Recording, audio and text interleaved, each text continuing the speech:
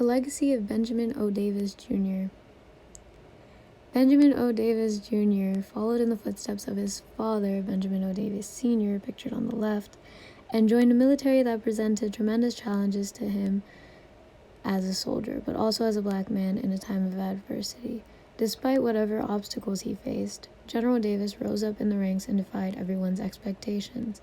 Many people believed that black Air Force pilots would not fight as well as white Air Force pilots, but Davis led many missions that were always successful despite not being put in the front of ranks and not having proper supplies most of the time.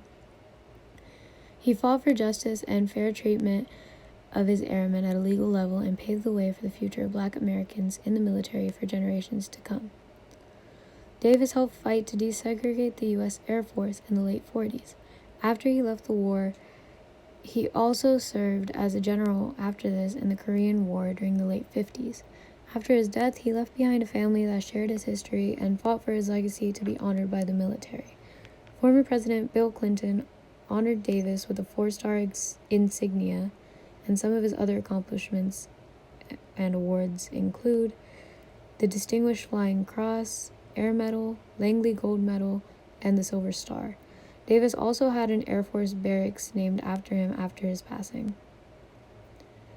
While I can't directly identify with the impact Davis made in society, I can acknowledge that his story is inspiring and he truly managed to make a change when many deemed it impossible and looked down on him.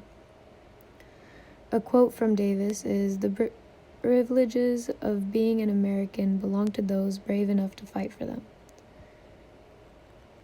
The thing that stands out the most to me about Benjamin O. Davis Jr.'s life is how he continued to fight for and believe in a country that, for the most part, saw him as an outsider and treated him poorly for most of his life. If it weren't for his persistence, his legacy might have been obsolete today.